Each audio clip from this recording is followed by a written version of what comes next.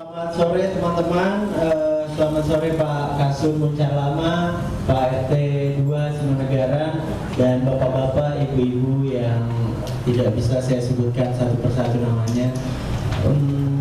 Saya Abi, saya akan menjadi moderator di diskusi hari ini. Diskusi hari ini mau ngomongin sejarah dan kemaritiman.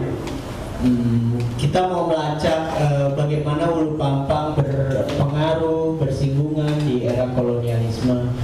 Cuma mungkin biar lebih santai, aku bacain dulu ya profilnya Pak Sri Margana. Sri Margana adalah dosen sejarah di Universitas Gadjah Mada, banyak menulis buku dan jurnal sejarah. Beberapa tahun terakhir berfokus pada sejarah Belambangan. Salah satu karya tulisnya adalah Perebutan Hegemoni Belambangan yang diterbitkan oleh Pustaka Ifada 2012. Sri Margana lahir di Klaten 15 Oktober 1969. Jabatan sekarang sebagai Kepala Departemen Sejarah SIB UGM. Pendidikan terakhir PhD di Leiden University 2007.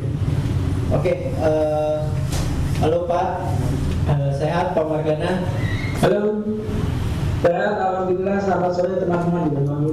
Oke, teman-teman, jadi Pak Margana sebenarnya tadinya mau datang gitu, karena dia sangat tertarik dengan Banyuwangi. Buktinya penelitiannya panjang tentang Banyuwangi, tentang Belambangan. Nah, cuma karena kondisinya lagi COVID, lagi pandemi, jadi beliau meminta untuk diskusinya diselenggarakan online gitu. Karena kami menghargai apa yang sudah beliau teliti dan tulis, maka kami setuju dengan cara online. Semoga diskusi kita bisa cair ya Pak, karena di undangan ini yang hadir sangat hibrid Pak. Dari warga Tempo Kerjo, ada yang dari komunitas sastra, ada yang pendidikan anak, ada yang penulis, sejarawan, ada yang kepala desa, ada yang kepala dusun, ada yang RT, ada yang seniman. Ini campur-campur Pak, jadi kita relax aja ya Pak ya. Ya, oke. Oke, untuk membuka sesi diskusi ini aku mau memantik lewat judul pameran. Judul pameran di depan Pak, ada tangga di depan tuh di Sitinggil. Nah itu Sitinggil di masa lalu dan sekarang. Nah kami melihat kalau Sitinggil di hari ini juga berfungsi sebagai tempat untuk ritual beberapa orang, beberapa kelompok. Selain fungsi dia di masa lalu adalah sebagai situs untuk melihat kapal, melihat Selat Bali, melihat keadaan perairan, begitu Pak.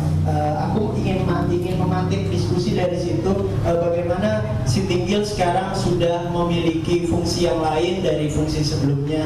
Nah, untuk menyambung lebih jauh ke sumber sejarah yang lebih valid, mungkin aku sediakan waktu untuk Pak Margana untuk memaparkan bagaimana sih Ulu Pampang di masa lalu, kemudian bagaimana relasinya Sitinggil sekarang malah menjadi situs untuk ritual, begitu Pak. Monggo.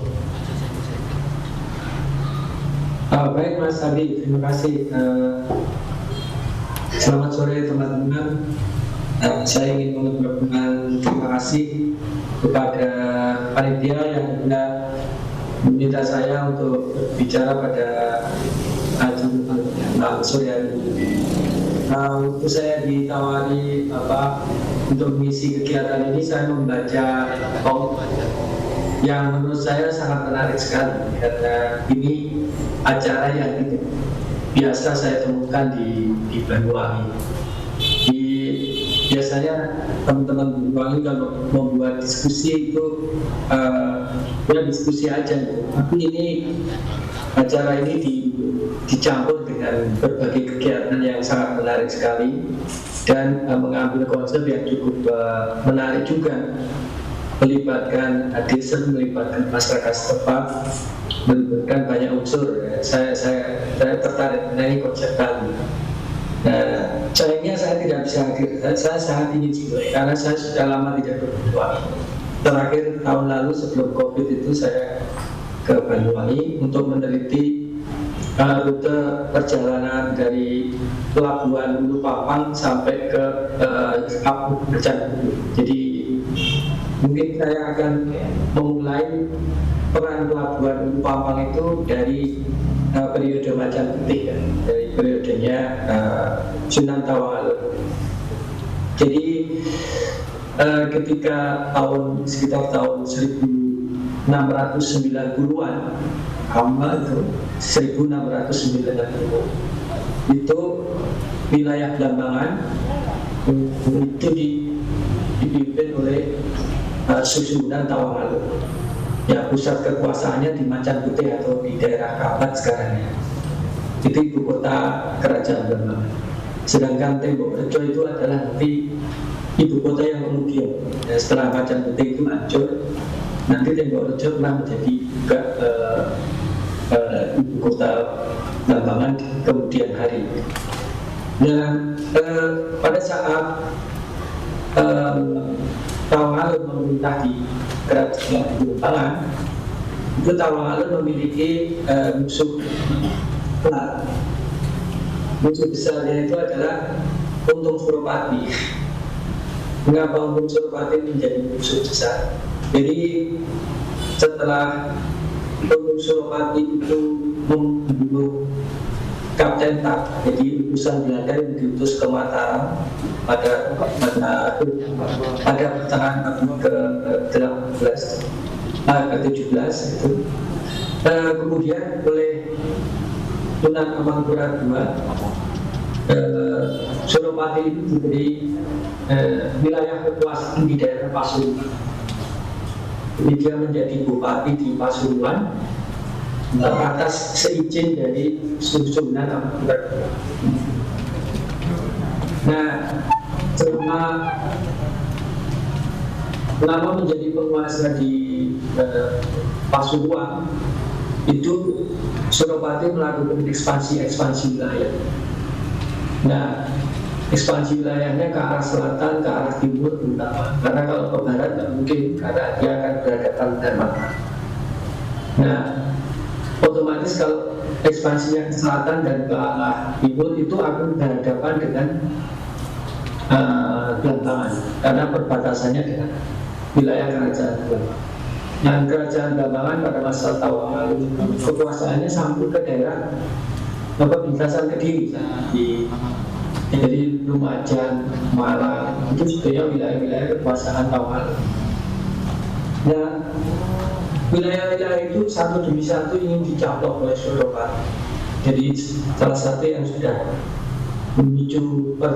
memicu konflik yang besar adalah ketika Lumajang mulai diambil oleh Suropati.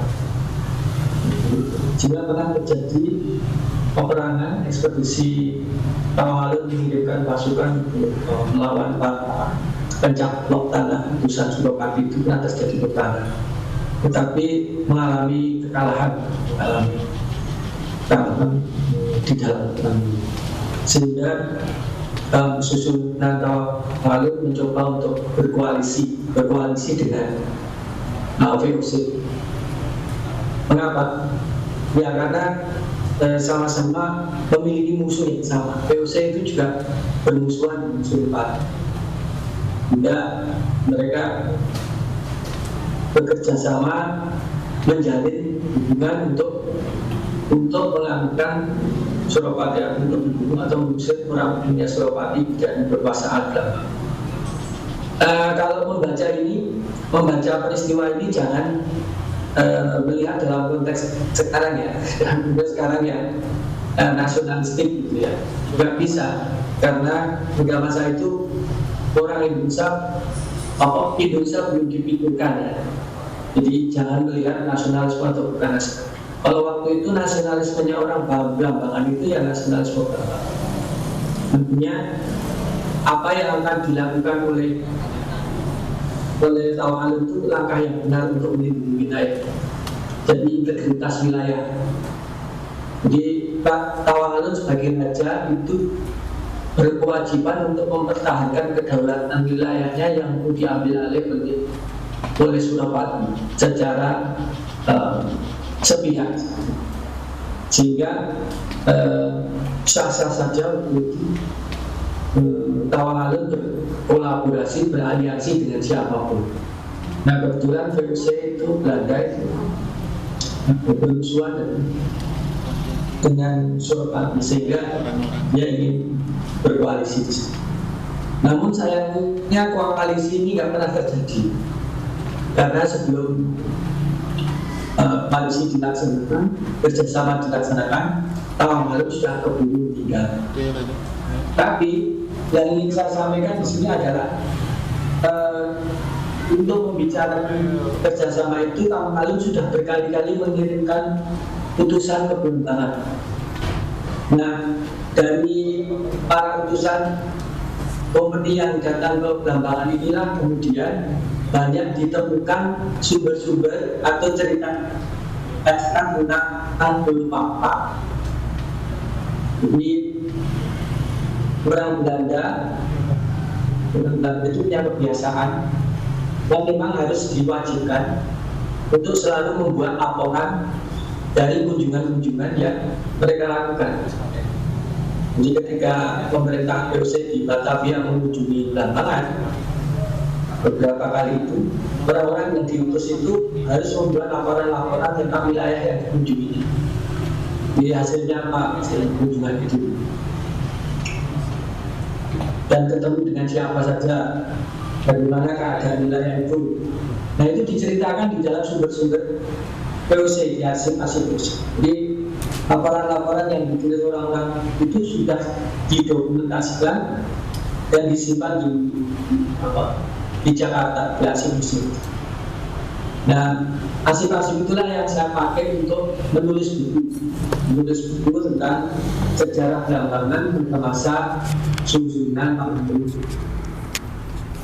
Nah di situ diceritakan sangat menarik. Jadi pada saat pertama kali utusan Belambangan itu datang ke Banyuwangi, belum ada Banyuwangi ya, pada saat itu Banyuwangi belum ke Belambangan.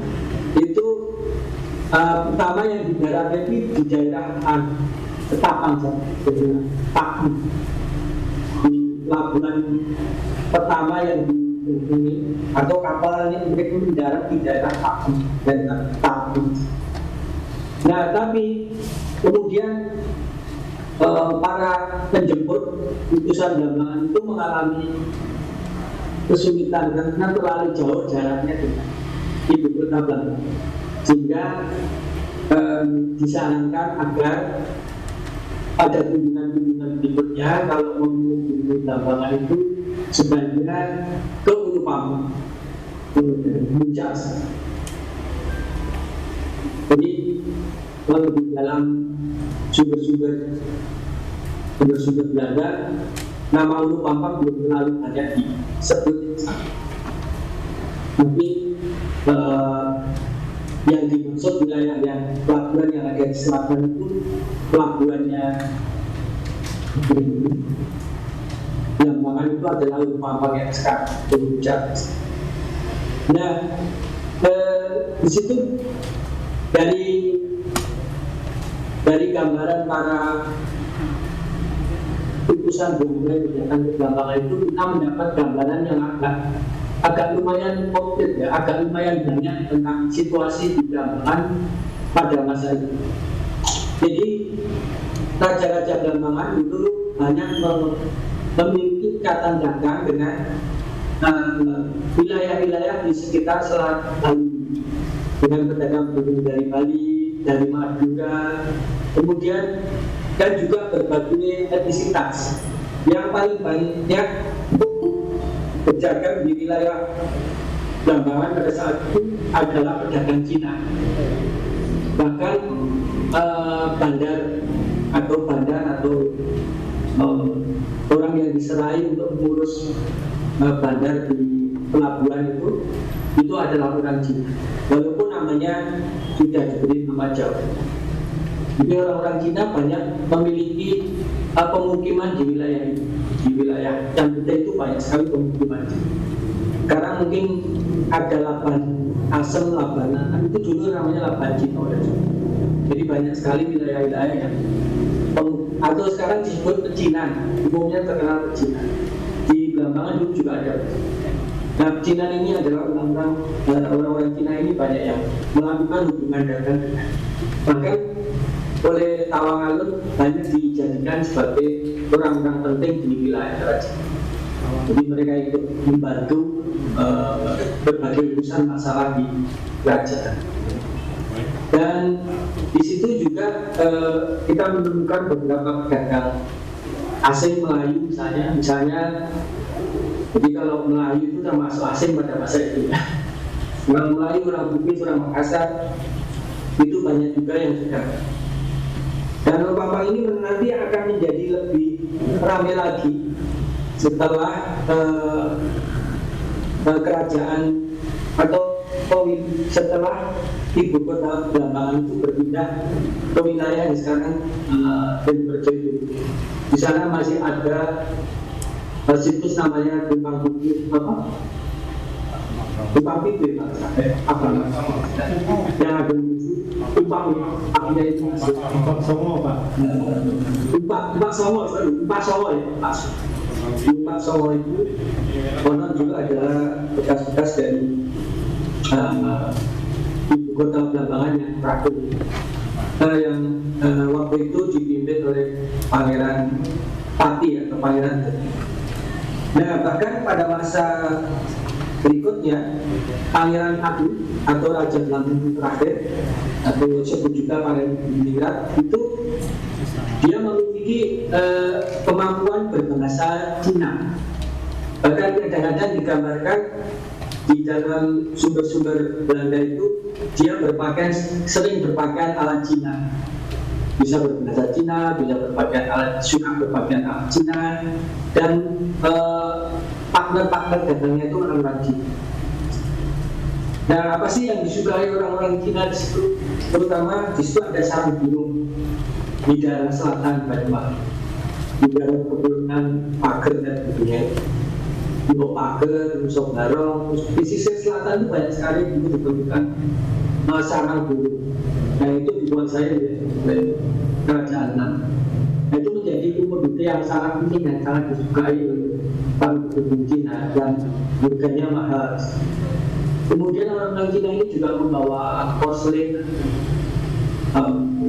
berbagai alat yang dipakai untuk makan, rumah tangga. Kemudian juga membawa kain sutra dan juga membawa cangkul ke situ.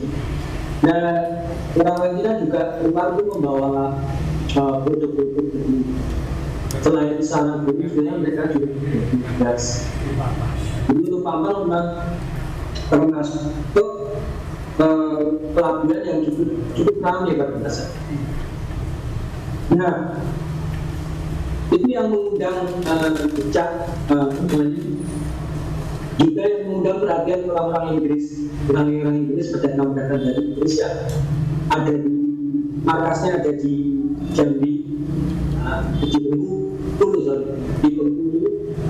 itu yang juga bersaing dengan Belanda untuk memperebutkan wilayah dagangnya di daerah timur, terutama di Selat Bulu. Jadi orang-orang Inggris juga tertarik berdagang di wilayah Bengkulu dan bekerjasama dengan para pemimpin Banyuwangi untuk membuka usaha dagang di situ.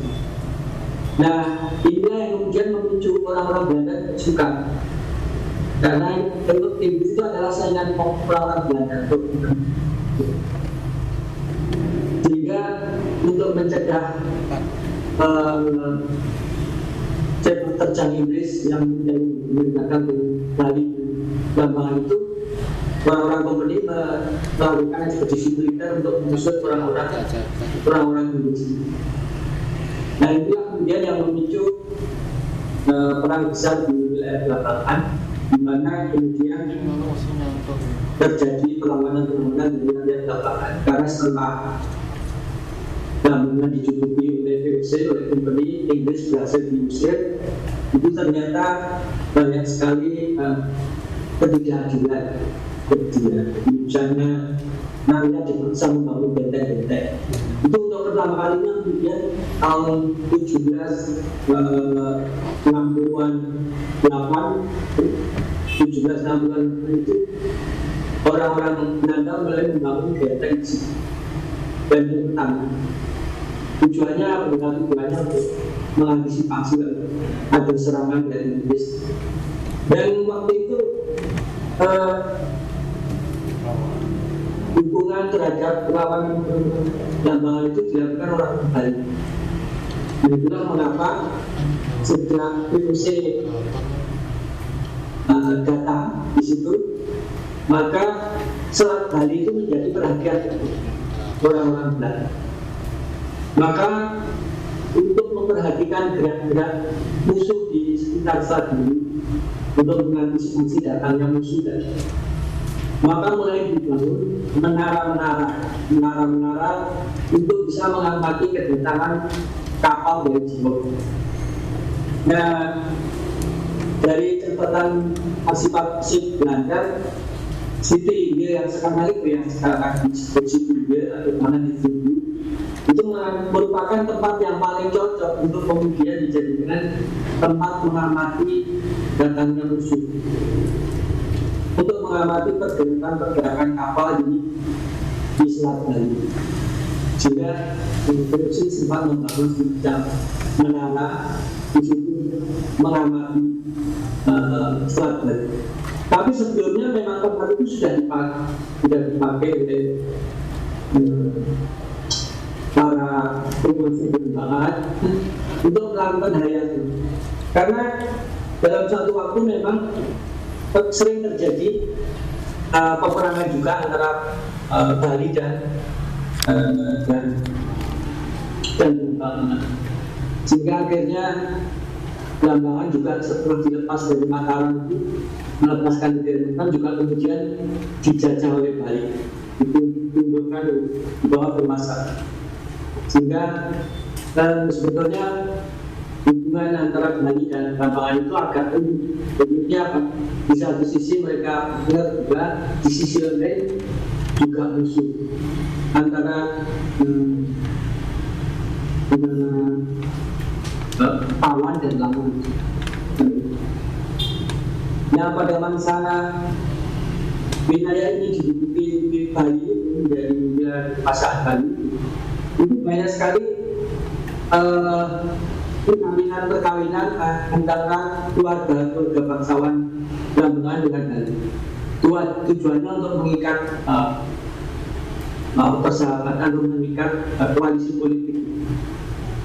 Hingga banyak sekali nanti putri-putri Blambangan itu dinikahkan dengan laki-laki pangeran dari Bali, atau sebaliknya pangeran dari Bali Blambangan dinikahkan dengan putri Bali. Tapi yang terjadi sebaliknya, banyak sekali yang laki-laki dari Bali dan perempuan dari Bali. Nah, itu melahirkan keturunan-keturunan peranakan Blambangan Bali. Banyak sekali nanti yang kemudian tinggal di Blambangan. Nah, salah satunya adalah Raden Masirno yang kemudian terkenal dengan akun tulis. Itu kan permaisuri Raja Blambangan yang asalnya dari Bali. Nah, tapi tidak hanya itu, dan kemudiannya salah satu upaya dari menduduki Blambangan itu kan ingin menjadikan Blambangan yang wilayahnya subur itu untuk tumbuh padi. Bali itu pada abad 17-18 itu sering sekali terjadi peperangan antar kerajaan-kerajaan di Bali. Jadi endemik perang yang endemik antara Nengwi dengan Yapunui dan Badung dengan Karangasem apa namanya, tapi yang kita terus sekarang di daerah kerajaan berubah. Nah, seperti itu, artinya di Bali sendiri sangat endemik dengan perang. Biasanya kalau orang perang itu membutuhkan pangan. Nah, sementara karena di Bali banyak terjadi perang, maka penanaman padi dilakukan di daerah Blambangan. Sehingga banyak sekali penduduk Bali itu yang diekspor, ya istilahnya dipindahkan dari Bali ke Blambangan untuk kemudian menjadi pengolah pertanian. Nah dari situlah kemudian lahir banyak sekali di Blambangan itu keturunan Bali, dan juga muncul kampung-kampung Bali, Balenan dan sebagainya. Itu tidak lain adalah karena saking banyaknya orang-orang Bali yang tinggal di Blambangan, dan kemudian mereka juga menikah dengan orang perempuan dan melahirkan keturunan yang campuran antara Bali. Nah, itu yang membuat formasi demografis masyarakat di Blambangan itu semakin mix, semakin beragam. Jadi orang-orang Blambangan tidak hanya orang-orang keturunan asli Blambangan saja, tapi juga mulai sudah campuran dengan orang-orang Bali. Dan sebelumnya orang-orang Jawa juga sudah mulai bercampur dengan orang Bali, karena apa? Raja-raja Blambangan juga menikah dengan perempuan dari Pasuruan, juga menikah dengan perempuan dari Jawa, Barat, Mataraman juga terjadi, dan juga banyak prajurit dari baik itu dari kalangan birokrasi, kalangan rakyat jelata, itu yang kemudian juga melakukan perkawinan campuran. Sehingga sejak awal penduduk di Blambangan itu sudah mulai plural, sudah mulai bercampur, dan itu tidak pernah ada masalah, selama itu. Baru kemudian muncul masalah karena kekuasaan politik, karena pecah belah, karena pengaruh politik, karena pengaruh kolonialisme, pengaruh dari company dan sebagainya. Itu membuat sentimen-sentimen daerah itu mulai muncul, apalagi kemudian dipicu dengan sentimen-sentimen agama. Nah, jadi saya bisa katakan bahwa sebelum perang itu, belum terjadi perang antara Blambangan dan VOC, wilayah Blambangan termasuk wilayah yang sangat subur, wilayah yang sangat aman, telah mengalami kemakmuran yang cukup panjang. Pelabuhan Ulu Pampang itu pelabuhan yang cukup ramai, dan didatangi para pedagang, khususnya orang-orang Cina yang tertarik untuk cangkang burung di wilayah itu. Dan setelah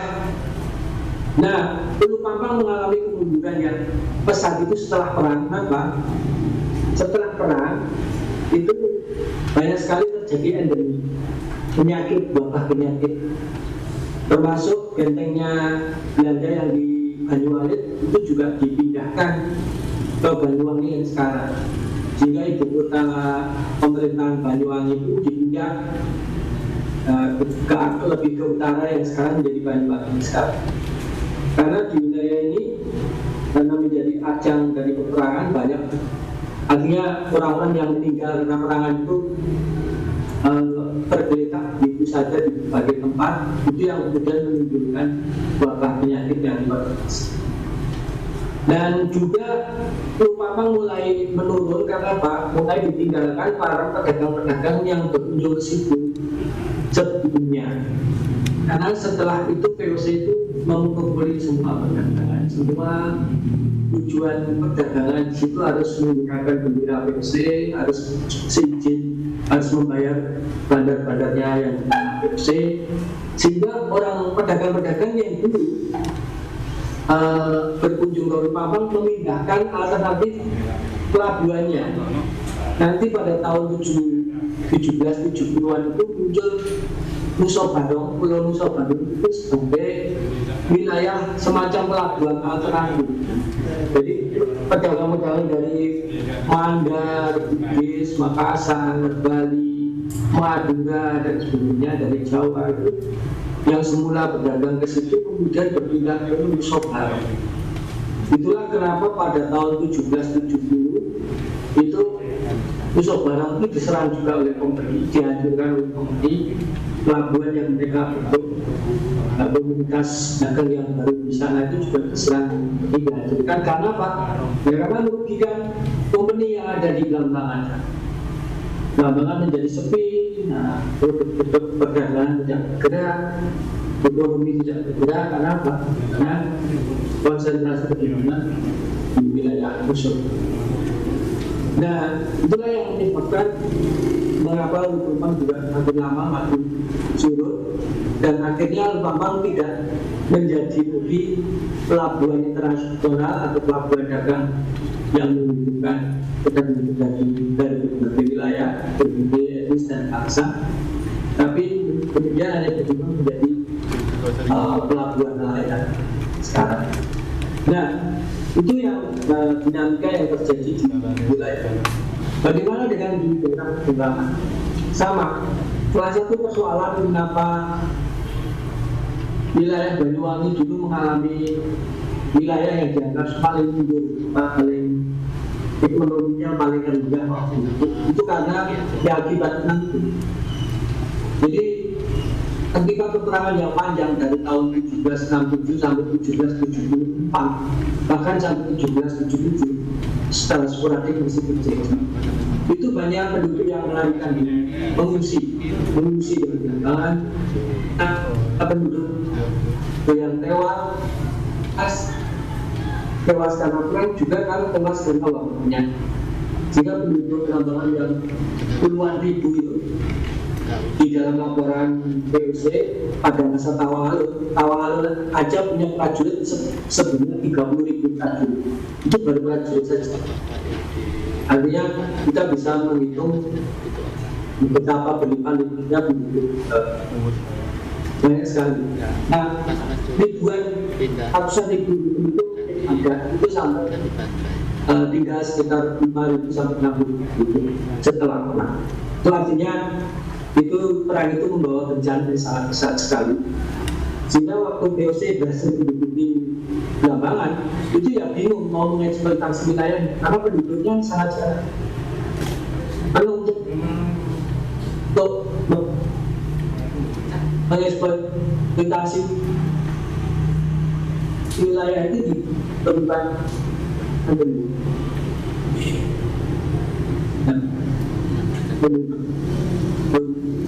yaitu jarak.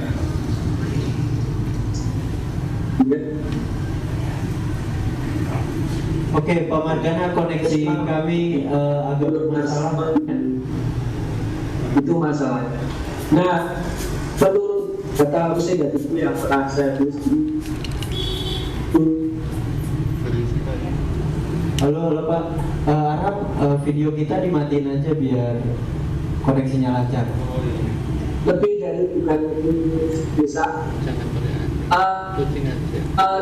Dari ratusan desa itu yang dipindah dari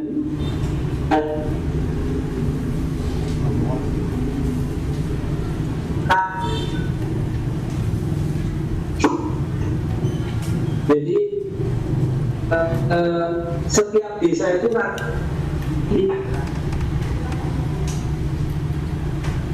dari Caca itu keluarga, hanya 5 Caca itu 5 keluarga penduduk. Jadi kalau setiap penduduk punya 5 jumlah anggota keluarga, maka desa itu rata-rata hanya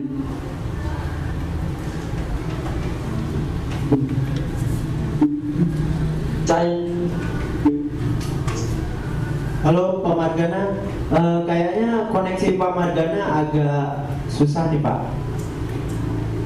Halo Pak. Oh, putus ya? Halo? Ya terputus Pak. Mulai dari tadi saat VOC sulit untuk mengeksploitasi Belambangan karena tidak adanya penduduk gitu. Dari mana mulainya? Dari saat Belanda sulit untuk mengeksploitasi Belambangan karena ketiadaan penduduk itu. Oke teman-teman, mohon dimaklumi ya karena kita berbeda ruang dengan Pak Margana.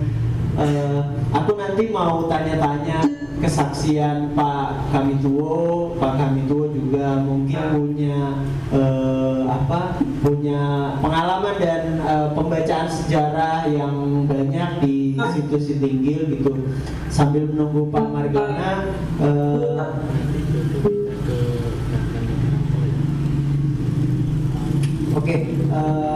aku ingin menanyakan Pak Kamituo dulu waktu kecil kan tinggal di sini, terus apa aja yang masih ada, entah arca, entah apa, itu mungkin bisa kita panggil kembali ingatan-ingatan itu gitu. Silakan Pak Kamituo mungkin bercerita tentang Sitinggil. Terima kasih. Assalamualaikum warahmatullahi wabarakatuh. Yang saya hormati, kebetulan di sini tokoh agama, tokoh masyarakat, Ketua HNSI Kabupaten Banyuwangi, dan para undangan, juga adik-adik mahasiswa, juga kepada Pak narasumber, Pak siapa dia? Abi, Pak. Pak Abi, dosen UGM yang saya hormati. Pak Margana yang dosen. Pak Margana, maaf ya. Terima kasih waktunya kepada kami. Mengawali dari penyampaian kami, pertama-tama kami selaku kepala dusun, juga jupel dari situs Sitinggil ini, sangat berterima kasih kepada adik-adik mahasiswa, pelaku-pelaku seni ini, karena paling tidak sudah ada harapan dari kami untuk ikut serta memelihara dan bisa menjaga kelestarian dari situs Sitinggil ini. Namun yang kami ada pertanyaan itu kayaknya teman-teman ini kurang menggali potensi-potensi sejarah yang ada di Muncar khususnya. Kayaknya nama Muncar itu dulunya dari mana? Kalau desa Temporejo kan sudah disinggung oleh Pak Margana tadi ya. Tapi nama Muncar itu kayaknya belum. Dulu kita kembali ke situs Sitinggil. Dulu ini situs Sitinggil ini adalah memang, sebelum kami tahu bahwa itu pernah dipelihara, pernah ada perhatian dari pemerintah, itu memang tempat main anak. Di belakang itu ada area luas, itu tempat main anak, land volley. Itu kami di sana sering bermain, mencari ular. Dan yang saya tahu itu pintu masuk bukan di sebelah barat, tapi di sebelah timur dari kantor ini, dari kantor dusun ini.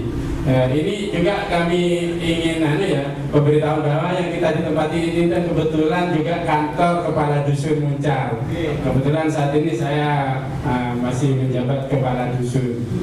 Yang itu untuk beliau yang barusan datang itu adalah mantan kepala dusun Muncar, Bapak Slamet ini.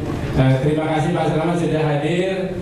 Mudah-mudahan umur jenengan ditambah dan mudah-mudahan rezekinya ditambah dari Allah Subhanahu wa Ta'ala.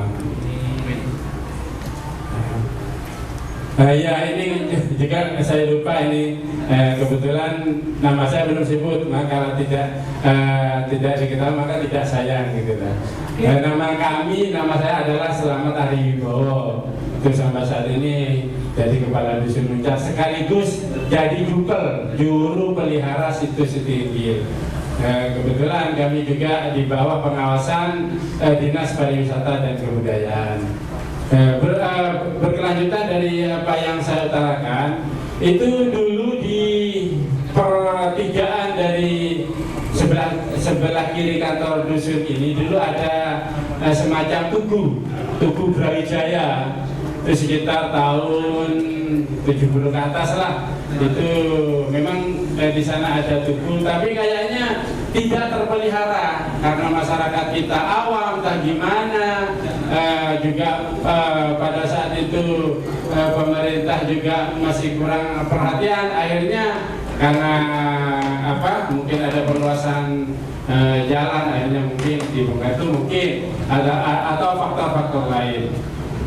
Berkaitan dengan situs Tinggil ini, memang kami itu apa yang saya tulis di papan itu ya, bahwa sekilas sejarah itu, memang yang saya tahu dari jupel-jupel yang dahulu, bahwa situs itu adalah ada bekas telapak kaki Prabu Minangkabau yang dipercaya itu.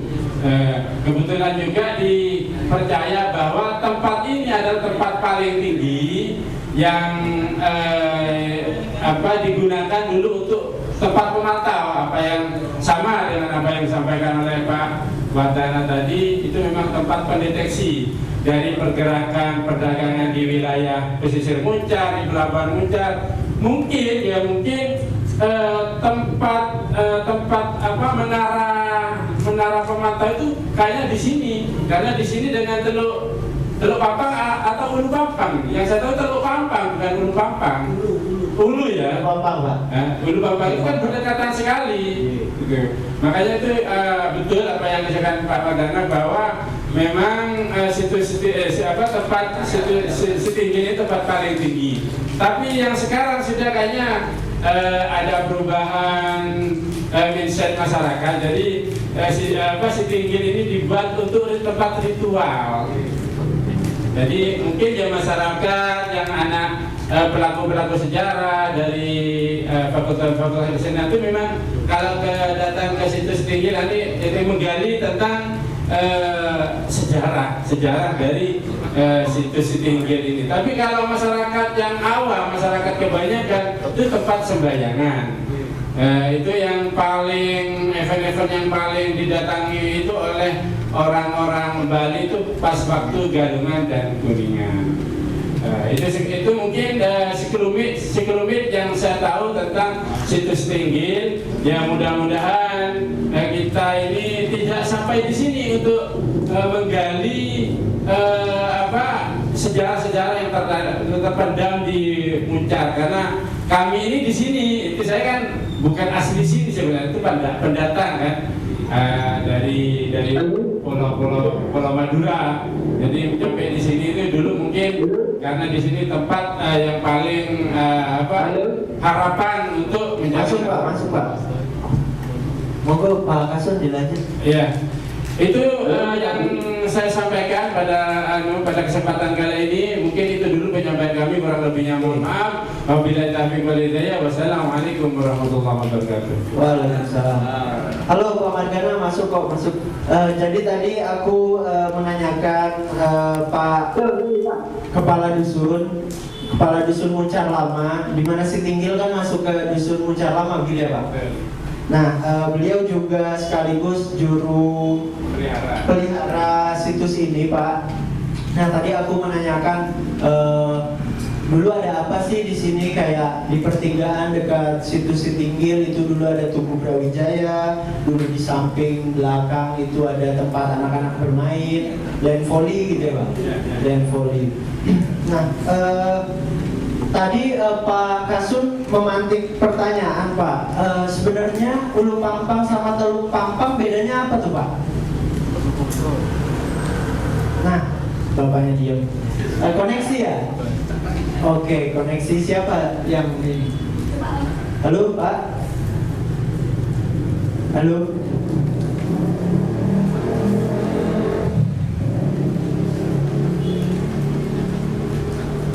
Oke, untuk menunggu Pak Wardana lagi, Bapak-bapak, halo selamat siang, saya Abi. Sekali lagi kalau belum kenal, saya tadi melihat ada di daftar hadir ada teman-teman muda, ada seniman, ada teman-teman sastra. Aku ingin bertanya, teman-teman sastra yang mana ya? Ada Masau, Selapanan. Nah, teman-teman pernah bikin karya sastra berdasarkan Ulu Pampang atau si Tinggil nggak? Mereka Masau mungkin. Halo Pak Wardana. Halo. Halo. Ya. Oke. Saya dengar. Oke, sebentar ya Pak, aku lagi ngobrol sama teman-teman sastra soal Sitinggil dan Ulu Pampang. Maaf suaranya agak putus-putus. Oke. Suaranya agak putus-putus ya. Iya, sekarang aku sedang ngobrol sama komunitas sastra yang ada di Tembok Rejo dan Muncar. Gitu. Kami lagi ngomongin karya sastra yang mungkin pernah mereka buat berdasarkan Ulu Pampang ataupun Sitinggil. Oke, kami lanjut sedikit ya Pak. Oh iya. Monggo, Mas Al. Ya, oke. Terima kasih. Perkenalkan, nama saya S.A.W. Notodirjo dari komunitas Lapangan Sastra. Kaitannya dengan karya, ada beberapa karya saya yang memang menulis tentang Ulu Pampang, dan itu pun sempat menjadi salah satu karya yang tergabung dalam antologi Seni Mulbaijeng. Itu menceritakan Ulu Pampang. Hanya saja saya menggabungkan kondisi sosial, dan hanya sedikit di situ saya menyelipkan sejarah tentang ibu kota yang berpindah di Banyuwangi yang sekarang. Dan ada lagi beberapa karya saya juga pada tahun 2019 di Forum Sastra Timur Jawa. Saya menuliskan Blambangan dari sudut legenda Minak Jindo, Tamarula, dan Keconowungu, dan lebih terkenal sekarang menjadi sebuah desa masih di Kecamatan Muncar. Ada lagi diskusi saya yang juga di Facebook, beberapa menuliskan Ulu Pampang. Hanya saja kelemahan saya memang dari narasi sejarahnya. Selama ini di wilayah Banyuwangi khususnya, ini lebih mengenal tentang legenda, mitos, seperti itu. Makanya dalam kegiatan seperti ini sangat membantu sekali dari perkembangan sejarah yang ada di Muncar, Banyuwangi, bagaimana melihat sebuah daerah berdasarkan sejarahnya. Ini sangat tertolong sekali ketika teman-teman Lapisan membuka ruang sejarah Muncar. Mungkin dari teman-teman juga sedikit yang melihatnya hanya dari mulut ke mulut selama ini, tetapi juga beberapa tahun yang lalu teman-teman komunitas sejarah sudah menuliskan buku, termasuk Kang Munawir juga. Sama Kang Munawir ada VOC Belanda di Bumi Blambangan, ada juga Sulu Blambangan edisi 1 dan 2. Dan ini sangat bagus sekali ya bagi saya, dan juga kedepannya juga bisa menuliskan lagi sebuah karya yang dilatar belakangi oleh sejarah. Itu mungkin yang bisa saya sampaikan. Terima kasih. Assalamualaikum warahmatullahi wabarakatuh. Waalaikumsalam. Terima kasih Mas Sau. Oke. Semoga Lapangan Sastra dan teman-teman sastra di sini terus bergerak. Semoga juga forum-forum seperti ini bisa membangun kemungkinan-kemungkinan lain di sastra, gimana sastra dan sejarah bisa saling bersinggungan gitu. Nah, untuk Pak Margana, kalau kita boleh lanjut lagi, tadi muncul pertanyaan dari Pak Kasun. Sebenarnya Ulu Pampang dan Teluk Pampang bedanya apa tuh Pak? Nah, dari situ dulu tuh Pak. Oh baik, ya itu tidak ada bedanya. Jadi dalam sumber-sumbernya orang Belanda untuk menyebut wilayah itu kadang hanya disebut Pampang Bay atau apa namanya Pelabuhan Pampang, tapi ada juga yang menyebut Ulu Pampang karena itu nama lengkapnya seperti ini, karena di situ ada beberapa perbedaan cara menyebutnya. Sementara Teluk Pampang ya itu karena posisi dia kan ada di Teluk Pampang. Jadi sepertinya kata Pampang itu menjadi nama utamanya, tapi lengkapnya kalau di dalam sumber-sumber sejarah itu namanya Ulu Pampang. Mungkin maksudnya adalah hulu di Pampang, itu dari situ. Jadi Ulu Pampang artinya hulu di Pampang. Oke. Nah, kalau dari segi dampak, kan tadi juga Pak Kasum ngomongin Muncar. Muncar belum terekspos nih di obrolan ini. Tembok Rejo sudah diekspos sama Pak Margana. Nah, sejauh apa sih Pak dampak Ulu Pampang sebagai pelabuhan internasional pada saat itu bagi masyarakat Muncar gitu? Oh ya, itu sangat Ulu Pampang saat itu memang pelabuhan yang cukup ramai, terutama sejak akhir abad ke-17. Jadi semasa pemerintahan Pangeran Tawangalun atau susunan Tawangalun, yang ibu kotanya itu ada di Kabupaten atau Macan Putih. Dan di situ disebutkan dulu belum ada semacam jalan utama dari menuju pantai itu ke ibu kota kerajaan.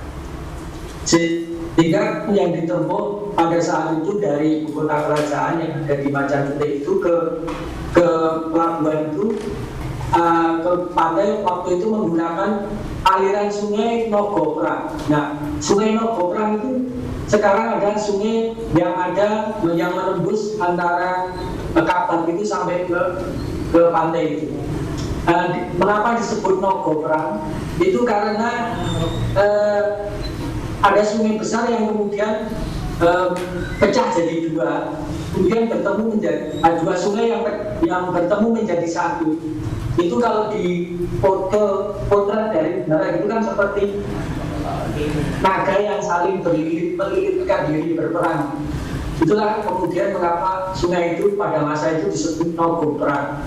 Nah, sungai Nogoprang itu menjadi jalur utama, sepanjang sungai itu jadi jalur utama transportasi dari ibu kota Macan Putih ke Pampang. Nah, sementara sungainya sendiri itu hanya bisa dilewati oleh perahu-perahu yang kecil yang tidak bisa memuat terlalu banyak barang dan tidak bisa perahu-perahu besar. Sehingga pada saat para utusan Belanda itu sampai ke Pampang, itu kemudian dia diangkut dengan perahu kecil menuju ke ibu kota melalui sungai ini, dan kemudian sampai di tempat tertentu di mana perahu sudah bisa bergerak, itu baru beralih dengan kuda. Dan memang Ulu Pampang itu ditetapkan sebagai pelabuhan kerajaan. Salah satu ciri khasnya adalah karena dia dibentuk bandarnya, hanya Bandar Pelawang. Di situ ada Bandar Pelawang di ujung sungai itu, di ujung sungai Nogoprang yang hampir sampai di mulut sungai muara sungainya. Itu ada sebuah tempat yang dijadikan sebagai Bandar Pelawang. Tujuannya adalah untuk memungut pajak atau cukai pelabuhan. Nah, di situ wilayah itu kemudian ditempatkan penjaga-penjaga dari kerajaan dan juga petugas bandar yang akan memungut setiap perahu yang lewat di wilayah itu atau yang berlabuh di daerah.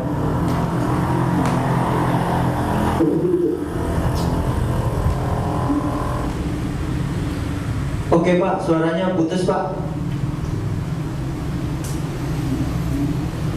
Halo? Ya, masuk. Bisa dengar ya? Bisa Pak. Ya, jadi ini mungkin nanti bisa dibaca buku saya yang kedua yang berjudul Jambangan pada masa susunan Tawangalun. Itu saya menggabungkan gambaran yang cukup panjang lebar mengenai keadaan pesisir di Muncar dan atau cerita Pampang B dan apa fungsinya di masa lalu. Gitu, sementara itu yang Oke, Pak. Nah, kebetulan di daftar tamu ini, halo, Pak Margana. Ya. Oke. Ya, Nah, kebetulan di daftar tamu ini kita kehadiran dari Himpunan Nelayan Seluruh Indonesia. Apakah ada orangnya? Pak Haji Hasan Basri. Oke. Nah, ada Pak Haji Mastur juga. Oke. Nah, aku ingin bertanya kepada perwakilan dari Himpunan Nelayan Seluruh Indonesia, gimana sih Muncar sekarang dalam ranah maritim, dalam ranah kenelayanan gitu, Pak? Apakah hasil yang dihasilkan oleh Muncar khususnya di daerah Tembok Rejo ini masih seperti dulu gitu, melimpahnya, atau ada kendala apa sekarang gitu, Pak? Monggo, Pak. Assalamualaikum warahmatullahi wabarakatuh. Selamat sore pada adik-adik sekalian. Berbicara tentang Muncar yang terkait dengan masalah sektor perikanannya. Antara tahun saya masuk ke Muncar ini tahun 1979. Pada waktu itu ikan sangat melimpah ruah, terutama yang menjadi menjadi andalan pada nelayan pada waktu itu adalah ikan lemuru. Sehingga kita masih kecil itu mungkin sudah mendengar bahwa Muncar terkenal dengan ikan lemurunya, termasuk ikan lemuru. Pertanyaannya sekarang bagaimana? Ini kondisi sangat berubah sekali. Bahkan sekarang sangat kesulitan kita untuk mendapatkan ikan lemuru itu. Tidak sebanyak seperti pada tahun 79 itu. Pada sebenarnya itu ada apa? Mungkin karena iklim, mungkin karena ulah daripada manusianya sendiri itu, sehingga bisa mengurangi terhadap potensi sumber daya ikan di perairan Selat Bangli ini sangat mengurangi. Saya 20 hari yang lalu mengadakan perjalanan ke situs-situs yang ada di Muncar ini. Ternyata apa yang disampaikan tadi oleh Pak Margana ini, ada POC pernah masuk ke Muncar dengan Inggris dan lain sebagainya. Tetapi apakah gua yang ada di Teluk Sepi Tanjung Sambulungan, karena kami mengadakan napak tilas ke sana 20 hari yang lalu itu, didampingin oleh pendamping kami dari UNED lewat itu ternyata di sana ada gua yang namanya Gua Jepang. Ada Gua Jepang, ada di sana. Terus ada gua itu Gua Jerman. Di sana masih ada peninggalan yang namanya Mariam itu. Itu masih, apakah korelasinya tadi yang disampaikan oleh Bapak Margana itu dengan kedatangan Prancis atau Jepang, sehingga di sini muncul juga alat setinggi itu juga merupakan alat pemantau. Mungkin apa ini pernah ditempatin oleh tentara Inggris atau tentara Jepang untuk memantau kedatangan para musuh-musuh bahkan datang ke Muncar itu, karena ada korelasinya dengan yang di Sembulungan, yaitu ada Gua Mariam itu, ya, ada Mariamnya sampai sekarang masih ada, masih itu. Terus juga ada Gua Jepang, dan bukan di sini saja, tapi Gua Jepangnya ada di daerah Gumuk Kantong yang ada di Muncar, dekat lah dari sini ke Gumuk Kantong itu. Terus kami melakukan perjalanan lagi karena kami dari AMSI, dan sekarang akan mengelola ada potensi-potensi yang ada di Kecamatan Muncar khususnya itu, baik itu akan kita jadikan ekowisata. Terus ada wisata bahari, ada wisata juga di darat, religi, di mana juga ada di Sembulungan itu. Jangan sampai sekarang sejarahnya belum ketemu. Itu yang namanya Bujuk Gandrung. Di sana masih ada. Entah itu siapa sebenarnya yang ada dimakamkan di mana di Sembulungan itu, kita masih kesulitan sejarah yang akurat. Itu menurut masyarakat yang sekarang ini, ketika sudah bulan Muharram tanggal 10, budayanya masyarakat tanggal 15 Asyura itu masyarakat nelayan punya budaya yang mungkin sangat unik sekali, dan ini tertua budaya ini yang diwariskan oleh nenek moyang kita adalah budaya petik laut. Ya, petik laut ini salah satunya nantinya ya, gandrung juga dilimpahkan dalam acara petik laut itu, budaya itu, keseniannya. Terus kita mampir ke Bujur Gandrung itu untuk mengadakan tarian di sana walaupun sebentar, dan itu kayaknya menjadi suatu keharusan daripada acara dalam acara petik laut itu. Terus yang kedua, kami juga terus mengadakan perjalanan ke timur Sepulungan. Di sana itu ada batu layar.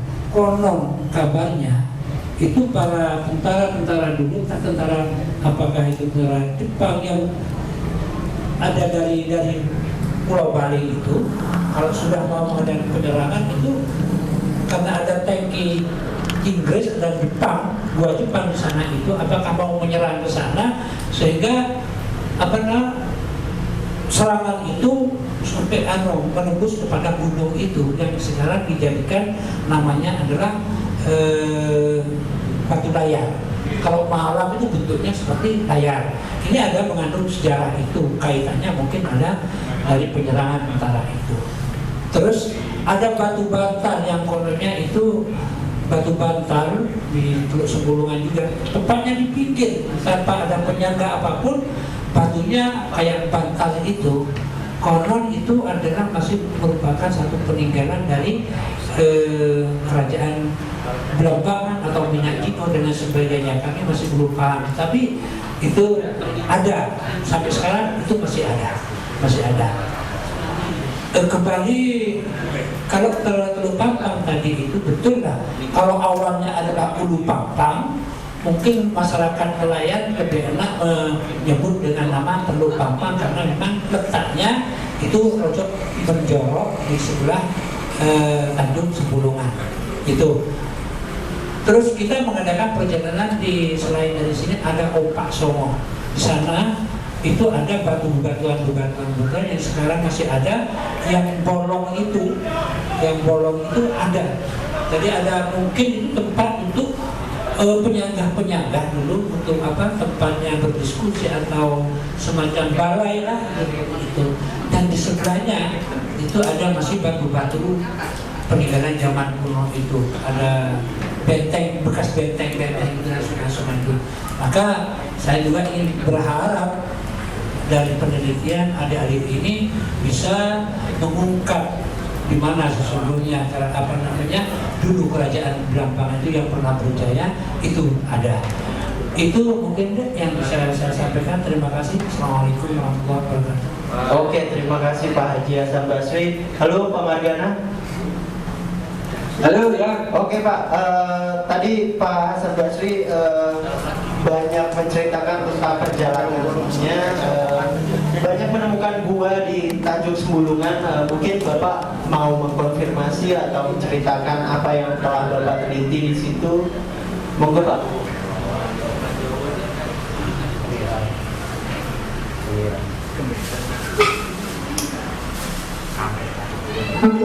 Banyak suara masuk ini, jadi saya Oke. Ya, tadi Pak Haji Hasan Basri sudah menceritakan perjalanannya, khususnya ke Gua Tanjung Semulungan, beberapa gua yang ditemukan di Tanjung Semulungan. Nah, ada yang mengatakan itu gua Jepang, ada juga gua-gua ini berisi meriam, gitu Pak. Nah, juga ada batu layar tadi. Nah, menurut yang telah Bapak teliti atau jalani, itu masuk kepada periode Jepang atau Belanda atau bagaimana Pak? Ya, kalau daerah Semulungan itu kalau dilihat dari wujud artefak atau gua-guanya itu lebih belakangan.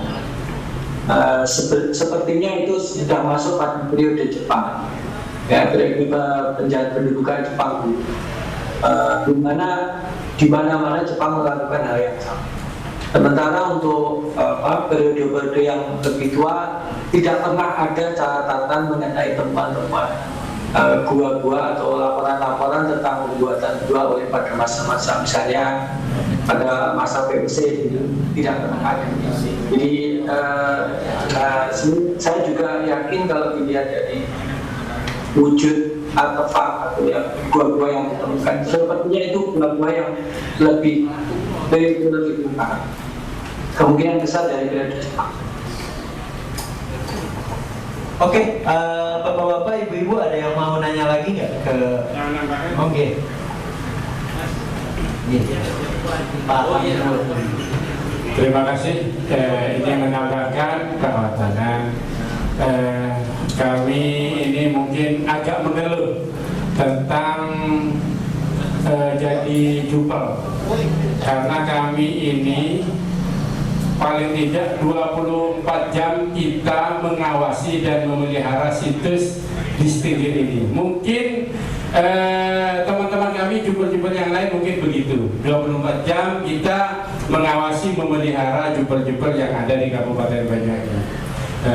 Jadi dari momen ini kami minta kepada pelaku-pelaku sejarah ini itu gimana agar situs ini itu bisa terpelihara dengan baik, karena kita tahu ya di Dinas Pariwisata dan Kebudayaan sendiri itu kami ini kalau ada keluhan itu masih harus melalui musreng Bangdes, itu pun kalau ada pengawalan. Kalau tidak ada pengawalan itu akan menjadi hanya teori.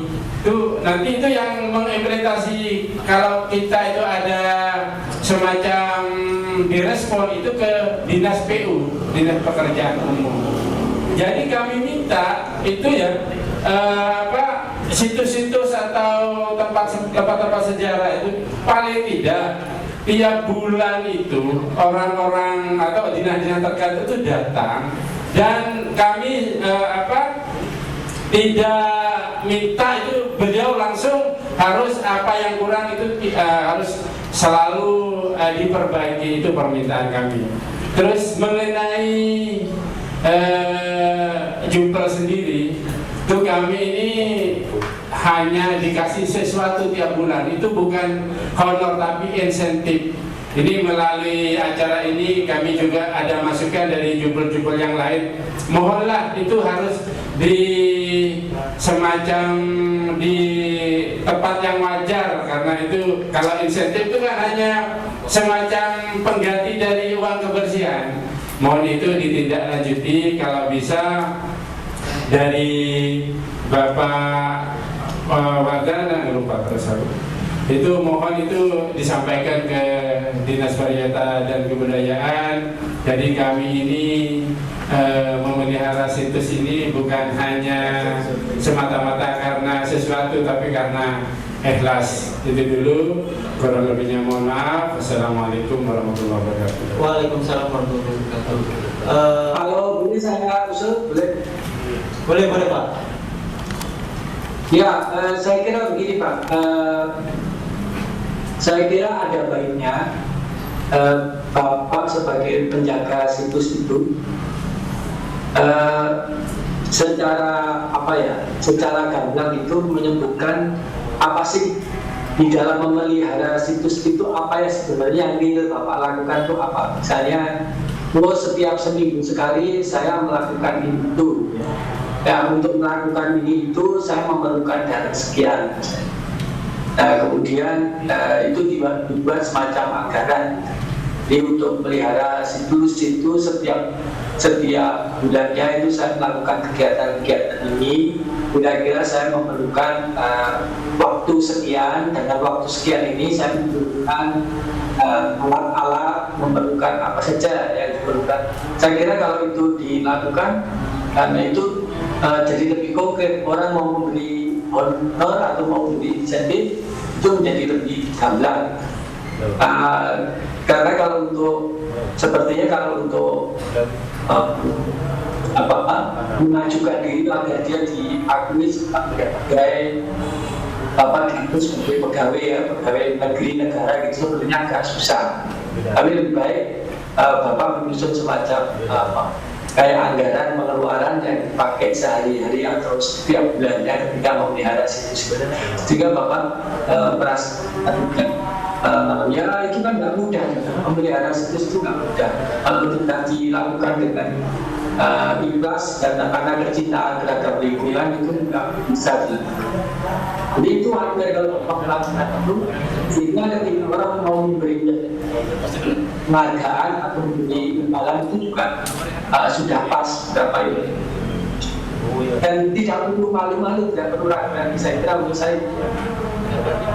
Oke, Pak Margana, terima kasih. Nah, kalau saya Pak Kamituwo, perwakilan Studio Pelampiasan, memang niat kami kan datang ke situs-situs yang tidak terjamah oleh pariwisata, oleh dinas-dinas yang lain. Nah, bagaimana situs ini kami berusaha menjaga lewat cara yuk kita diskusi di situs ini, yuk kita obrolin.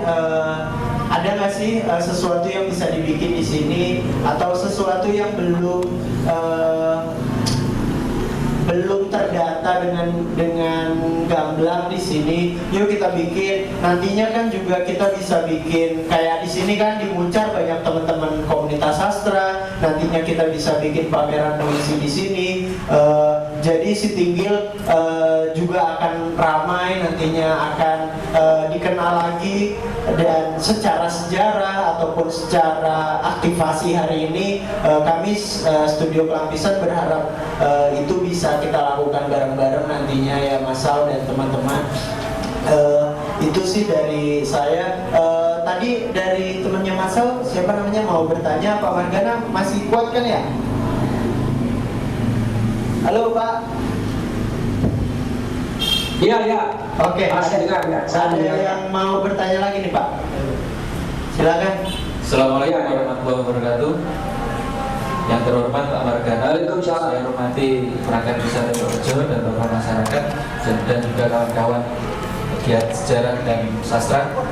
Ya, saya Reza Elam Pratama.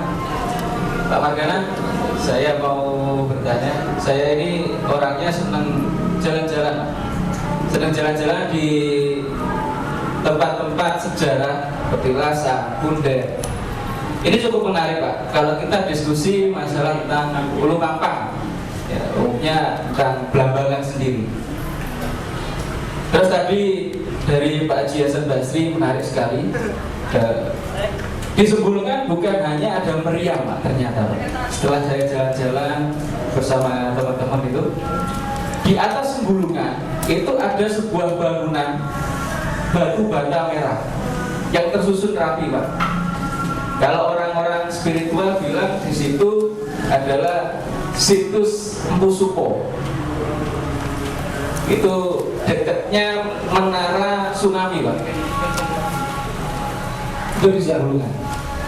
Satu itu. Yang kedua, yang menarik lagi dan mungkin beberapa orang yang mengetahui, di hutan Alas Purwo Pak, di tengah-tengah hutan Alas Purwo itu terdapat namanya situs Gunung Tugu Pak. Dan kebetulan kita agenda kami dari teman-teman pegiat budaya itu sering setiap tahun upacara bendera di sana Pak. Jadi di situ ada sebuah Gunung Tugu, ada sebuah tugu di situ di atas bukit di tengah-tengah Alas Purwo. Kalau perjalanan mungkin 8 jam perjalanan, dan itu harus jalan kaki melalui sungai, jalur sungai itu. Nah, apakah itu ada hubungannya dengan kerajaan Blambangan? Nah, kalau ada, kira-kira periodenya siapa? Mungkin itu saja dulu Pak. Terima kasih. Assalamualaikum warahmatullahi wabarakatuh. Terima kasih. Baik, karena saya sendiri belum melihat langsung ya tugu yang dimaksud itu. Tetapi kalau saya mempertimbangkan posisi Alas Purwo, itu sebetulnya Alas Purwo itu sudah banyak disebut di dalam naskah-naskah lama periode Hindu-Buddha. Cuman selama ini itu hanya semacam dugaan mengenai hal itu. juga dalam naskah-naskah abad 18-19 dari Istana Surakarta atau Yogyakarta, beberapa naskah yang menyebutkan mengenai fungsi Alas Purwo di masa lalu. Kan di situ tuh ternyata Alas Purwo, dari Alas Purwo itu sampai pesisir, terutama dari daerah pesisir selatan Pulau Jawa sampai nanti di daerah Jember, ya, di sekitar situs Taman Nasional itu, Meru Berdiri, itu kan daerah-daerah yang mengalami semacam overlap kebudayaan, overlap peradaban. Jadi di sana penelitian saya dengan sejarawan dari arkeolog dan ahli Austronesia dari Amerika itu, saya menemukan ternyata ketika wilayah di daerah pedalaman Jawa, yaitu daerah lembah itu sudah mengalami peradaban Hindu Buddha. Daerah-daerah di hutan atau pegunungan pesisir selatan Jawa sampai dari Meru Berdiri itu sampai di Alas Purwo itu masih megalitik. Jadi itu menunjukkan bahwa ada gap yang cukup jauh antara kebudayaan di lembah, di pedalaman yang berkebudayaan agraris sawah dengan yang ada di hutan, di gunung dan di hutan, yang tentu saja wilayah ini sangat sulit dijangkau oleh, ya, seperti yang sampai sekarang pun kalau menuju tempat itu masih membutuhkan waktu berjam-jam dengan rute perjalanan yang sulit. Itulah yang membuat mengapa kondisi alam itu menjadi penghalang gap dari overlap peradaban. Jadi seperti itu. Jadi justru ada kemungkinan bahwa situs-situs tertua di Jawa itu ada di daerah Purwo dan dari daerah-daerah pegunungan yang ada di Bukit. Sayangnya di daerah-daerah seperti di sekitar perbatasan Banyuwangi, Jember itu situs-situs megalitiknya sudah hancur, ya, hancur dijarah oleh penduduk yang mencari emas, mencari tinggalan-tinggalan harta dari kuburan-kuburan megalitik. Anda masih bisa didengar? Masih Pak. Oke. Jadi itu saya menganggap kemungkinan besar peninggalan-peninggalan yang dari periode yang overlap itu di daerah Purwo masih perlu dieksplorasi. Nah, apakah dia memang kebudayaan Austronesia yang megalitik itu, atau sudah sampai kemudian peradaban baru lagi. Dan itu bisa dilihat dari misalnya simbol-simbol yang ditemukan di situs-situs itu. Misalnya kalau megalitik itu sudah sangat jelas, biasanya dia di karakteristik dari arca-arca atau batu-batu yang ada di situ. Dan penataan batu itu karakteristik Austronesia itu bisa dilihat bahwa itu dari kebudayaan dari periode yang baru. Tapi kalau Hindu Buddha sudah jelas, pasti ada Lingga, ada Yoni, ada apa namanya, artinya batu-batu atau batu-bata yang sudah ditata sedemikian rupa dengan wujud sedemikian rupa yang bisa menyimpulkan sesuatu. Misalnya di situs Macan Putih itu dulu ditemukan ketika ekskavasi, saya menemukan struktur fundament yang sekarang lukisannya masih banyak sekitar bukan ya, tempel Macan Putih itu bekas semacam tempat pemujaan di kerajaan Macan Putih itu masih ada, bisa dilihat dari struktur batunya. Oh, itu berarti bangunan tempat suci, oh itu bangunan dari pendopo keraton. Itu bisa, kalau seorang arkeolog bisa dilihat. Jadi saran saya memang istilah saya, memang ini masih perawan dalam hal penelitian, masih banyak yang harus dieksplor, terutama dari sisi arkeologi dan sejarah. Dan di situ kemungkinan misteri-misteri tentang komunitas pertama di Jawa itu justru jawabannya mungkin di Alas Purwo. Di Alas Purwo atau pokoknya sepanjang pantai dari Kendeng Lembu di daerah barat terus ke timur sampai ke Alas Purwo itu, saya kira itu kebudayaan yang harus dipecahkan karena masih misteri. Di daerah Jember itu yang dulu jadi perkebunan kopi kolonial, sekarang jadi miliknya perhutani, itu ternyata laporan-laporan kolonial sejak tanah itu dibuka oleh orang-orang Belanda untuk perkebunan itu sudah ditemukan ternyata arca-arca megalitik dan sebagian hanya ditumpuk kemudian ditimbun di sekitar itu. Disitulah jadi petunjuk hal untuk kemudian bisa dieksplorasi lebih jauh. Oke. Dan teman-teman komunitas sejarah dan arkeologi itu untuk lebih aktif lagi melakukan diskusi-diskusi juga mempengaruhi BPJB ya, yang menjadi tanggung jawab BPJB Jawa Timur dan juga Banten untuk mengeksplorasi teman-teman yang ahli sekali berkata dukungan seperti itu bagus, itu didokumentasi kemudian dilaporkan, di-share gitu. Kalau bisa di media sosial biasanya kita bisa langsung mendiskusikan. Jadi teman-teman memiliki keahlian kebenaran ya apa itu bisa ikut turun dan mungkin kalau keahlian seperti itu tuh dari situ kemudian ketika kita sudah mulai dibicarakan itu nanti bisa mendapat yang dari ahli-ahli. Seperti saya dulu waktu meneliti daerah yang berdiri itu karena ada unggahan di sosial media juga awalnya ada temuan-temuan megalitik yang menarik, itu membuktikan dan datang ke situ di situ ternyata luar biasa. Saya yakin kondisinya sudah sangat besar. Jadi kita untuk mengusung macam apa ilmiah itu agak sulit kondisi. Saya kira itu Mas. Oke, terima kasih Pak Margana. Pak, ini ada satu pertanyaan terakhir dari warga kepada Bapak. Nggak apa-apa ya Pak ya? Dikit lagi jam 5 ya. Setelah satu pertanyaan akan kita tutup. Monggo Pak.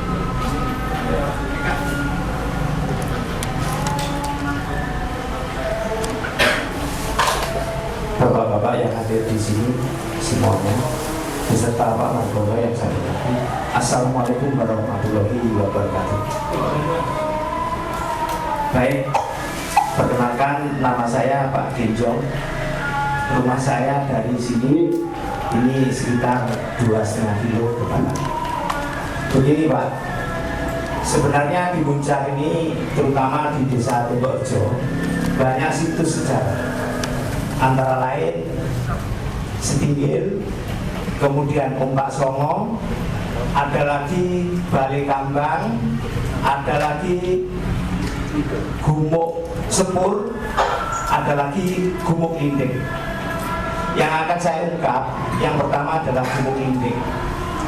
Gumuk Linding itu pada saat saya masih kelas 6, antara tahun 69-70 begitu, saya ditugasi, bukan hanya saya, kami kelas 6 itu untuk mencari kelinting di Gumuk Linding. Letaknya ya nanti bisa dikunjungi Gumuk Linding. Kemudian kami mendapatkan kelinting-kelinting itu. Kelinting itu terbuat dari tanah bakar, tapi di dalamnya tidak berlubang, mampat. Kalau itu dipecah, maka di dalamnya setiap kelinting dipecah, itu di dalamnya terdapat sebentuk tanah bakar yang lebih keras. Itu bentuknya setengah seperti jeruk disigar itu, apa jenis itu? Ya seperti itu. Kemudian ada tulisannya itu Pak, tulisan rapi sekali. Kalau kita menemukan satu gitu, nanti itu akan berjajar. Ada patung kecil.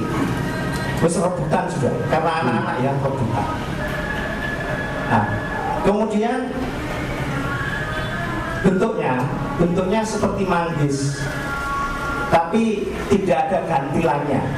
Kalau manggis di sebelah atas itu kan bentuk-bentuk itu ya. Nah, kotak Bapak itu ya, itu bentuknya seperti itu. Tapi kalau kelinting ini bentuknya segi empat begitu. Nah, ini memang ada, terbukti. Kami dulu punya banyak sekali, setiap ada saudara yang datang dari jauh, tak pecah nyawang sitok. Saya pecahkan satu untuk bukti.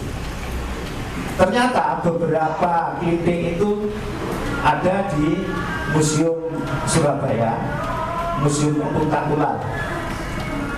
Nah, dari situ, ini pertanyaan saya, apakah kelinting-kelinting tersebut sempat menjadi penelitian, sempat diteliti bagi para sejarawan? Karena menurut beritanya, Banyuwangi itu tidak mempunyai pupuk, tidak mempunyai prasasti, sehingga pada saat itu, kemudian saya sudah sekolah di STA, itu saya tanyakan kepada guru sejarah. Beliau menjawab, tidak ada seorang pun yang mampu membaca pada saat itu, tahun 77. Nah, pertanyaan saya seperti itu tadi, apakah itu juga sudah pernah diteliti? Kalau sudah, itu termasuk sebelum Tawang Alun, mungkin sebelum Tawang Alun, kerajaan apa yang ada di sini? Itu keberadaan Gumuk Linting. Sayang sekali pada era pembuatan tambak itu tahun berapa? Nah, itu digempur, Pak. Gumuk Linting itu digempur. Karena saya pernah terlibat di situ, maka saya rodok gak penak gitu.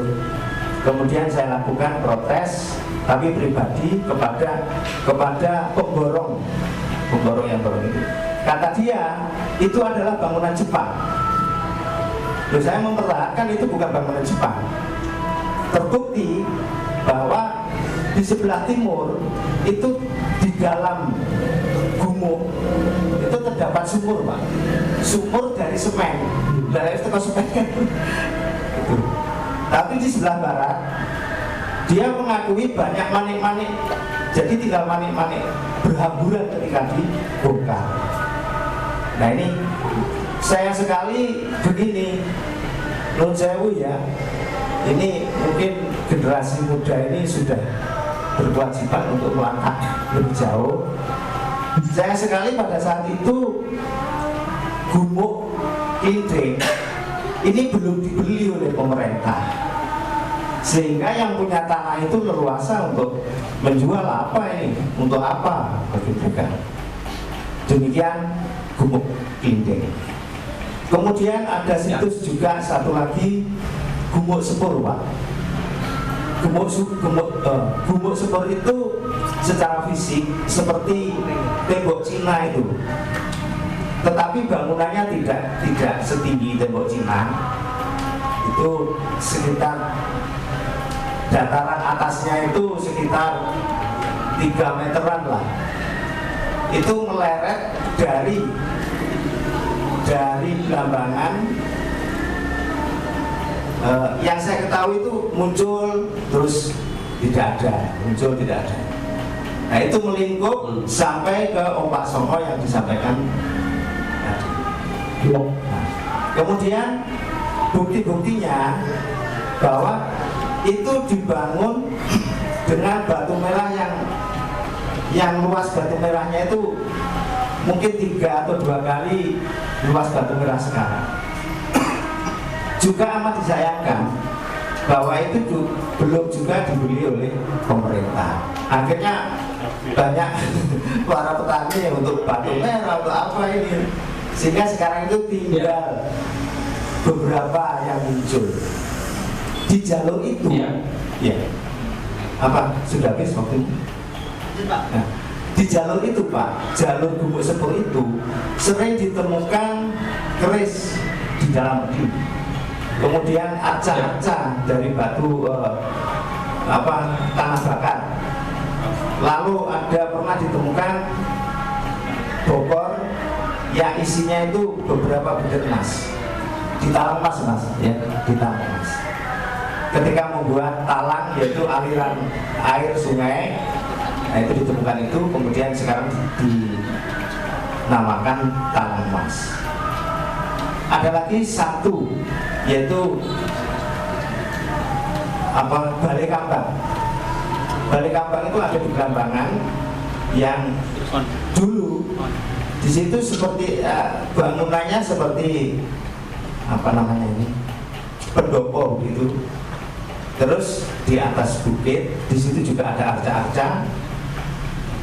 Lalu di lingkungannya dibangun kolam, sehingga kalau dilihat dari atas itu seperti balai yang kambang. Nah sekarang semuanya sudah berakhir. Kami mohon ini kepada generasi terutama yang ada di sini untuk melangkah lebih jauh, barangkali bisa ditelusur. Bahkan beberapa waktu yang lalu saya mengajak teman-teman untuk napak tilas Pompak Songkok, jalur tembok itu apa? Sinjita kamu. Iya itu tadi ya. Nah, tapi banyak yang tidak setuju karena untuk apa berpikir ke belakang dan begitu. Yang kedua Pak, permohonan kami, dan ini melalui forum ini, saya baru mendengar ini sejarah Tawang Alun yang sesuai dengan laporan-laporan yang kuno itu. Tawang Alun kemudian ibu kotanya di Macan Putih, lalu berubah di Timberrejo dan seterusnya seperti yang dengan sampaikan itu alhamdulillah sekarang sudah sampai di sini, dan itu menurut saya amat sangat perlu disampaikan kepada generasi, terutama generasi di Timberrejo, Muncak, dan umumnya kepada generasi di Belambangan. Barangkali ada buku-buku yang menyangkut itu, karena kalau penelitian sejarah kan sudah jelas, literaturnya juga sudah terbukti. Nah, ini nanti bisa dipublikasikan, barangkali melalui pramuka, kegiatan kepramukaan. Kalau dimasukkan kurikulum formal, ini nampaknya tidak ada waktunya. Jadi kami mohon dengan hormat, adik-adik ini, generasi muda, supaya melangkah lebih jauh, kemudian itu dipublikasikan. Karena mungkin yang hadir di sini juga baru hari ini ya mendengarkan, ya mungkin ada juga yang sudah mendengarkan. Demikian, terima kasih. Wassalamualaikum warahmatullahi wabarakatuh. Waalaikumsalam warahmatullahi wabarakatuh. Oke, terima kasih Pak Margana. Karena waktunya sudah lewat dikit, mungkin ada yang disampaikan. Aku melihat banyak teman-teman yang suka ngomongin sejarah di sini, yang suka aktif di sastra. Nah, mungkin ini nantinya bisa jadi sesuatu atau gimana, mungkin Pak Margana punya masukan atau ada yang belum disampaikan terkait Tembok Rejo dan Ulu Pampang. Baik, terima kasih Mas. Ini cerita yang sangat menarik dari Bapak tadi. Tentu Timberrejo itu di masa lalu Timberrejo itu adalah ibu kota kerajaan. Karena sebagai ibu kota kerajaan, maka wajar jika di daerah itu ditemukan struktur-struktur fondasi-fondasi bangunan yang dulu pernah ada di sini. Jadi misalnya karena sebuah ibu kota pasti ada keratonnya, ada keratonnya, pasti ada komputernya, pasti ada temboknya, tembok kelilingnya. Kemudian juga Balai Kambang itu juga ada. Karena Balai Kambang itu hampir di semua kerajaan Nusantara itu ada.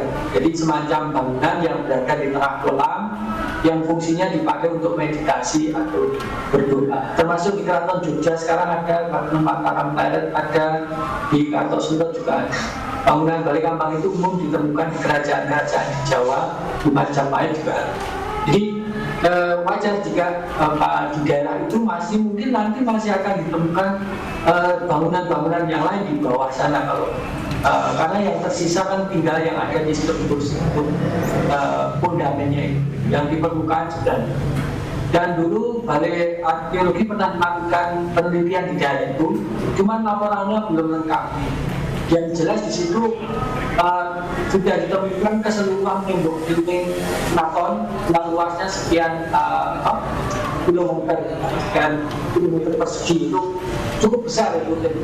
Jadi di masa lalu tembok itu belum kerajaan. Nah, itu nanti perlu penelitian dilanjut, dan semoga buku saya yang kedua nanti juga membantu bisa memperbanyak narasi.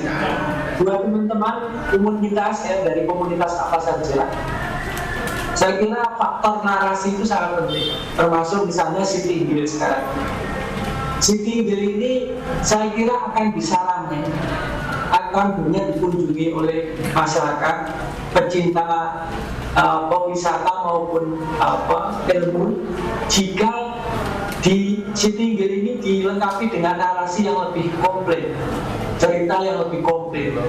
Harus ada orang yang menjadi penutur utama. Jadi penduduk di daerah yang ada situsnya itu perlu di-training, diberi latihan yang berupa cerita tuturnya, cerita tutur atau narasi yang bisa menceritakan secara ilmiah maupun secara legenda tentang wilayah itu.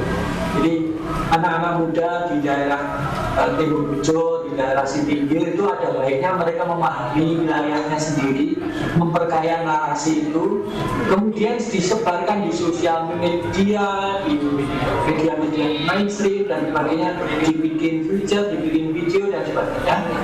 Karena itulah kekuatan narasi itu disebut. Barangnya mungkin, tempatnya mungkin sederhana atau mungkin sangat tidak menarik, tetapi kalau narasinya menarik, orang tetap ingin datang, ingin beli. Jadi oleh karena itu kekuatan narasi itu jangan disepelekan. Nah, itu teman-teman yang tertarik membuat novel, membuat cerpen, nah itu bisa memperindah lagi, bisa lebih mempercantik lagi narasi-narasi itu. Karena di masa lalu memang wilayah Timberjo itu memiliki narasi atau cerita sejarah yang sangat kaya, yang nilai-nilainya sangat penting dan besar untuk diketahui masyarakat, terutama masyarakat sekitar, supaya masyarakat sekitar ketika menemukan fondasi, barang-barang tinggalan sejarah dan sebagainya itu bisa melakukan yang tepat dengan merawat, dengan menjalankan museum atau dibuat semacam tempat sendiri, seperti museum desa, museum wilayah di situ, itu lebih baik lagi agar masyarakat lebih bisa diberdayakan. Sekarang kan musimnya musim ekonomi pariwisata, jadi situ desa itu perlu menggali potensinya masing-masing, terutama potensi sejarah desa masing-masing itu apa sih yang ada di sini. Nah itu bisa digali, bisa dijual, bisa ditawarkan dengan narasi yang tepat, dengan narasi yang tepat. Mungkin itu pesan saya. Oke, terima kasih banyak Pak Sri Margana, terima kasih Pak Kasun, Bapak-bapak sekalian yang terhormat, teman-teman, ibu-ibu, terima kasih sudah menghadiri diskusi kita hari ini.